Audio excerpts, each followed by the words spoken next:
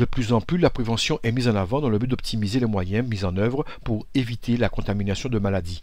Dans le cas de l'AVC, il est question de prévention primaire et secondaire qui, pour la première, n'a pas eu de complications cardiovasculaires, contrairement à la seconde, déjà victime et mise rapidement sous traitement. Les mesures de prévention primaire sont de ne pas prendre du poids, de faire du mouvement, de l'exercice physique et de surveiller, éventuellement traiter quand on fait de l'hypertension, du diabète. Prévention secondaire, ça veut dire qu'il y a déjà eu un problème cardiovasculaire, notamment un AVC, et que suite à ça, on doit prendre des médicaments tout le reste de sa vie pour diminuer le risque secondaire de refaire un accident vasculaire cérébral.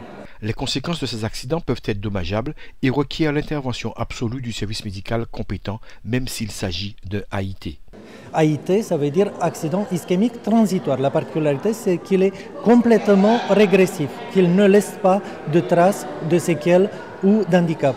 Ce qui est important, c'est que c'est un AVC comme les autres. Il doit être pris en charge à l'hôpital et il doit faire l'objet du même traitement et du même bilan qu'un AVC parce qu'il y a un risque de récurrence qui est très élevé.